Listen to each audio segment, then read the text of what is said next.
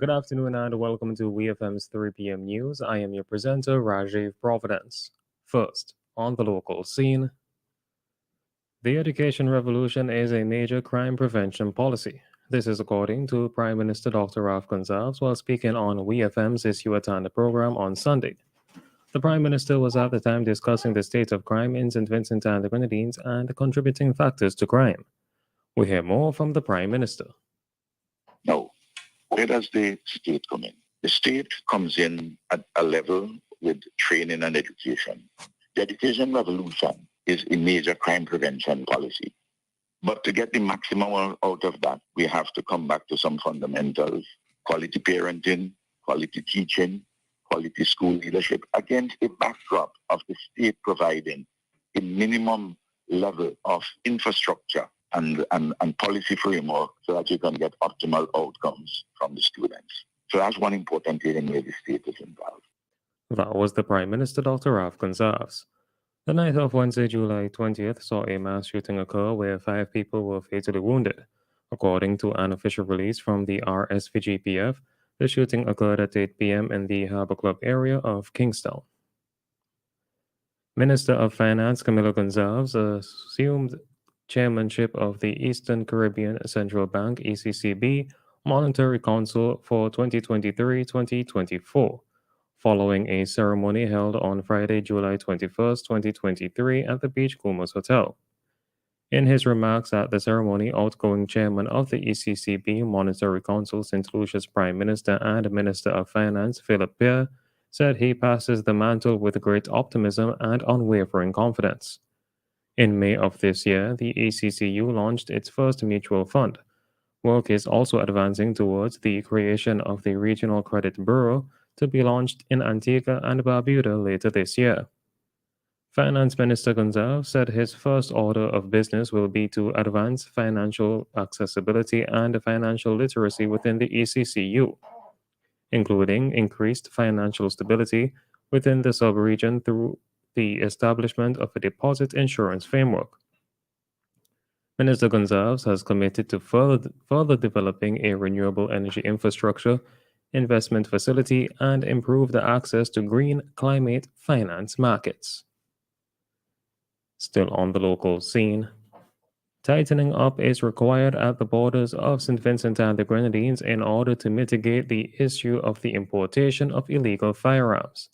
This was stated by Prime Minister Dr. Ralph Gonsalves during a call to WEFM's Issue at Hand program, where he noted that persons have been using various methods of getting these firearms through the ports, including boxes, barrels, and even vehicles. We hear more from the Prime Minister. We need to tighten up further at our border points to customs and the airports in relation to the detection of firearms. We have detected and seized a lot of firearms coming in, but clearly some come in through the normal port system, and we have an order, the scanners, additional facilities to make sure that we can scan containers and scan boxes and the like. But people bring, we have found at the port, people bring guns inside of their boxes and all kind of other places on motor cars. That was the Prime Minister, Dr. Ralph Gonsalves. The Prime Minister said that this is an effort that must be intelligence-led, but noted that St. Vincent and the Grenadines lacks the facilities that allow for measures such as electronic surveillance. On to news in the region. The Jamaica Council of Churches, JCC, is urging the government not to deport the 37 Haitians who arrived on the island on July 10th. Rather, the church group wants the Andrew Holness-led administration to seriously consider their application for asylum. While we understand the need for the government to protect our borders, there are often real circumstances that call for the exercise of compassion in dealing with situations such as the current state of affairs in Haiti. Further, we are cognizant of the costs and related challenges of hosting undocumented migrants here, JCC President, the Most Reverend Kenneth D. Richards said in a statement on Monday.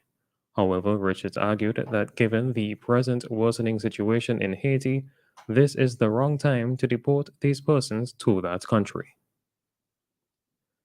Police in Trinidad and Tobago are investigating after a 62-year-old man was chopped to death in Princestown.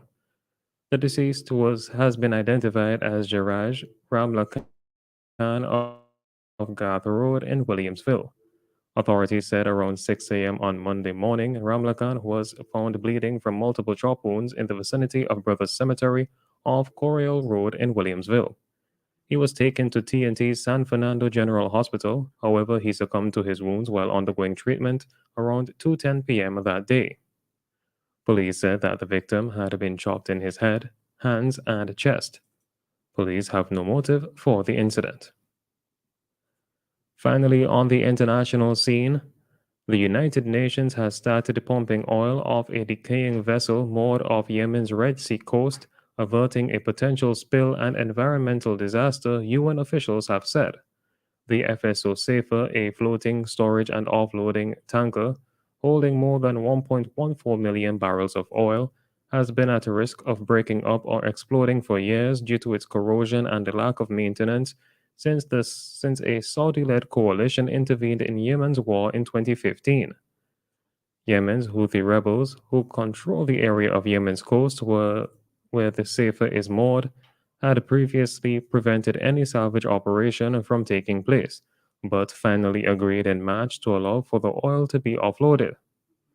The oil aboard the Safer will now be transferred into a replacement vessel called Yemen, in a ship-to-ship transfer that is expected to last 19 days, said the UN Development Program UNDP, the humanitarian agency in charge of implementing the operation. This has been WEFM's 3 p.m. news. I have been your presenter, Rajiv Providence. Join us again at 5:30 for WEFM's evening news, and we thank you for listening.